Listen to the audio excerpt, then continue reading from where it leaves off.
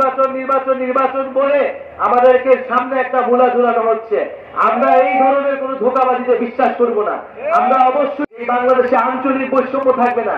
যে বাংলাদেশে আপনি স্বাধীনভাবে মত প্রকাশ করতে পারবেন, আপনি কথা বলতে পারবেন, আপনার ভাতের অধিকার পাবেন, আপনার খাবারের অধিকার পাবেন, শিক্ষা এবং কর্মসংস্থান পাবেন, আপনি হাসপাতালে গেলে চিকিৎসা পাবেন, আপনি সরকারি অফিসে গেলে আপনাকে দুর্নীতির আশ্রয় নিতে হবে না, দুর্নীতির শিকার হইতে হবে না।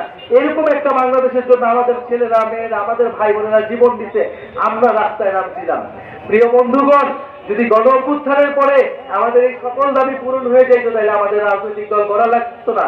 কিন্তু আমরা দেখছি 7 মাস 8 মাস আজ 1 বছর হয়েছে, কিন্তু এই সকল দাবি পূরণ করা হচ্ছে না।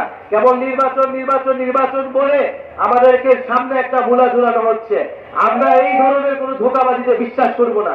আমরা অবশ্যই নির্বাচন চাই, আমরা নির্বাচিত সরকার চাই, কিন্তু অবশ্যই এই গণ অভ্যুত্থানে যারা হত্যা করেছে সেই শেখ হাসিনা এবং তাদের দোসর যারা বাংলাদেশের প্রতিটি এলাকায় এলাকায় এখনো লুকায় আছে তাদেরকে বিচারের আওতায় অবশ্যই অবশ্যই আনতে হবে।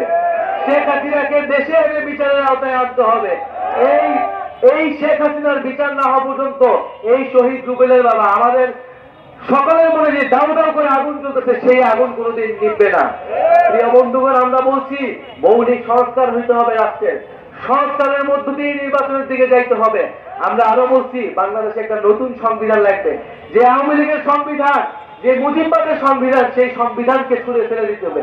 সেই সংবিধান আপনারা আমার অধিকার রক্ষা করতে পারে নাই।